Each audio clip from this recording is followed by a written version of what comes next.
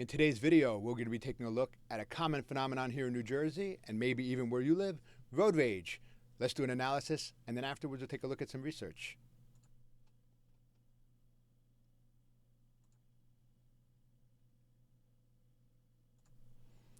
Welcome back to Trauma and Counseling, where we take a look at anger, aggression, and we examine it from a mental health standpoint, and when there's combat, also a jiu-jitsu standpoint, as I am a jiu-jitsu practitioner as well.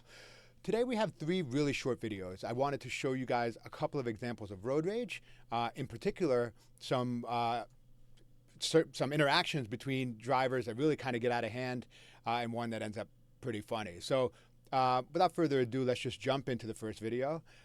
This one is recorded from a third car, so it's not the car that's involved in the road rage interaction. But we can imagine that there was something going on before the recording started that made this driver or passenger think that it was a good idea to start the recording. So our main actors here are going to be this red pickup truck that we see here, and also we're going to be looking at a black crossover like mini SUV. So let's just get the video started and see how it unfolds.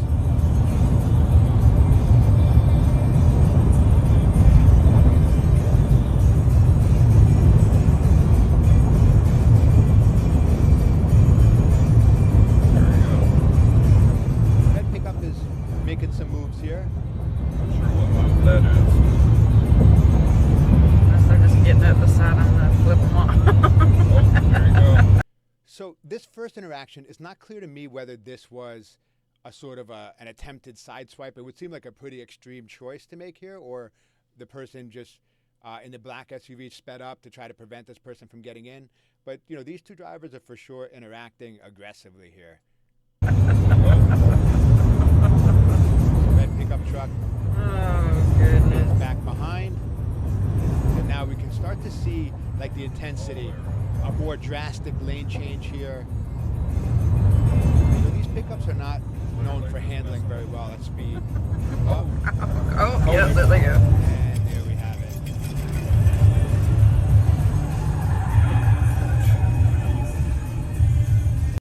All right. So, you know, yeah, so we have there quite possibly two totaled cars.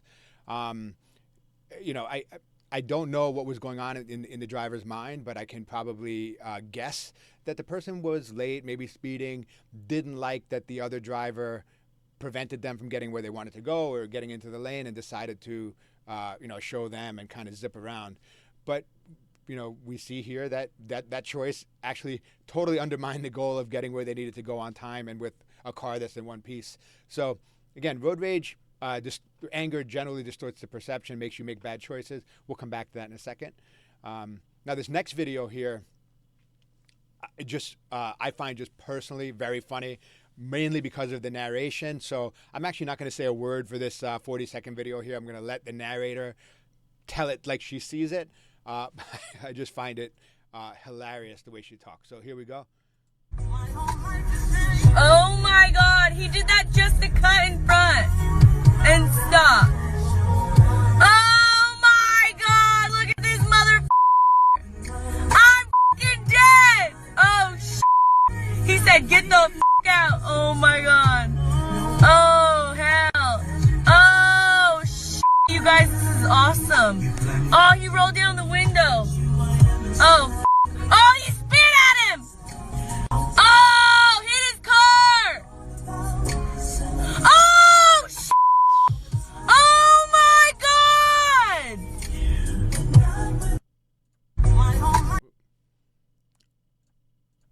Yeah, so pretty extreme, right? I mean, like we went from, you know, again, if he was spit on, I mean, that would make most people really angry. But you know, would you, if somebody asked you in a calm state, is spitting on somebody worth rolling your car, or being spat upon worth rolling your car over? I think most people would say no. Actually, I don't know if most people would say that. It's, being spit at is pretty activating, you know, in most cases. But, you know, even the interaction leading up to it, that person did not need to roll down their window or stick their face out of the car.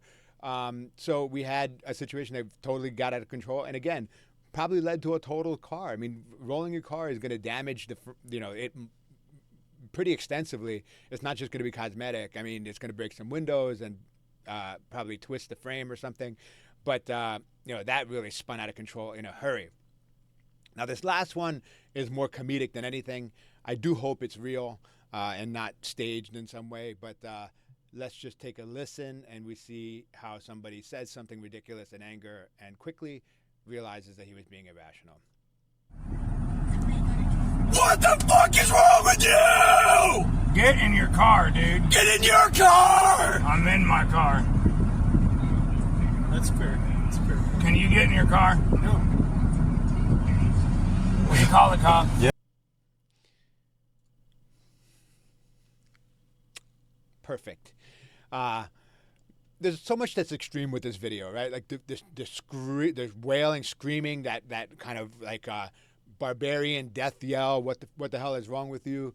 And then this driver here has got this perfect like Dirty Harry gravelly voice. You get in your car, and the response and just totally made the guy realize that it was being ridiculous.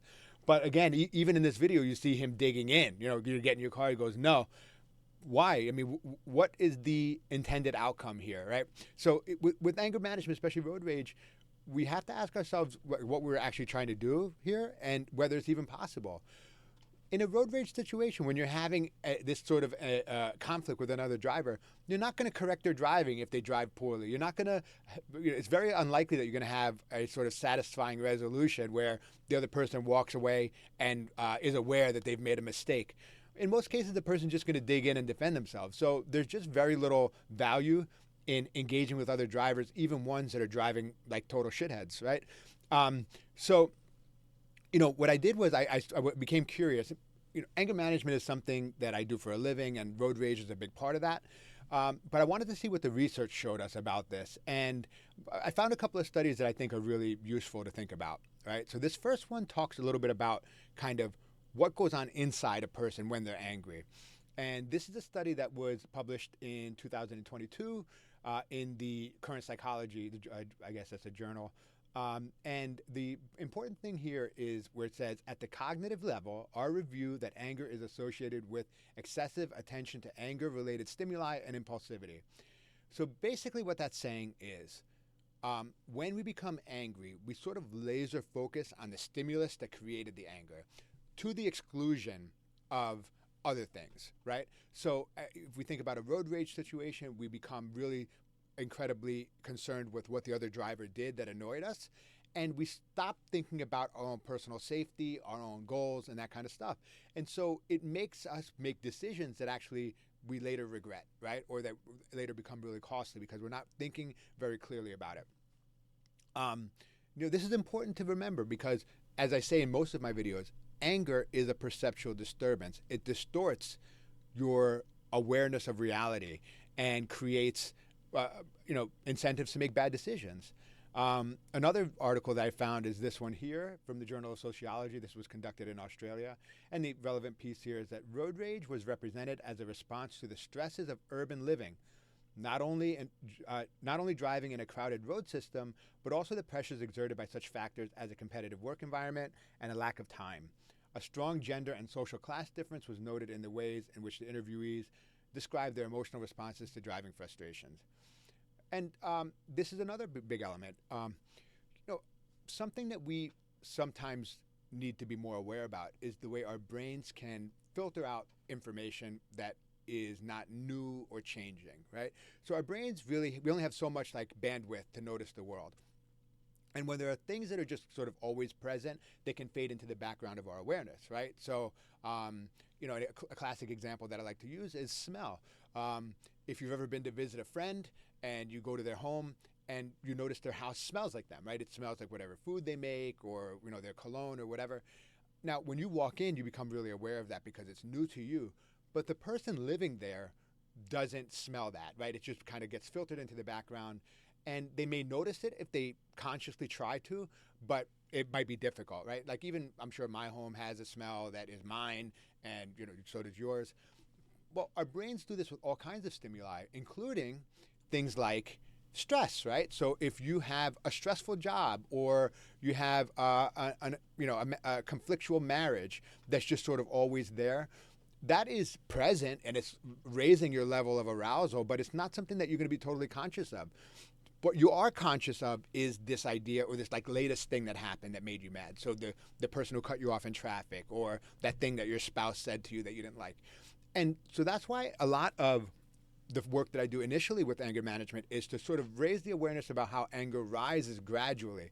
Because a lot of people come to me and they say, hey, look, you're showing me this 1 to 10 scale. I don't have that. I have 1 and I have 10. I just sort of pop off, right? But then that usually falls apart under careful analysis, right? We start to look at what their life is like, even things like how much they're sleeping or whether they're hungry or, if they have chronic pain or financial stress or whatever, that's just always there that raises their floor in a way that they can't be necessarily always aware of. So big part of our initial work is, hey, check in with yourself more frequently. Let's practice some mindfulness, right? So mindfulness is really important when it comes to managing anger and aggression.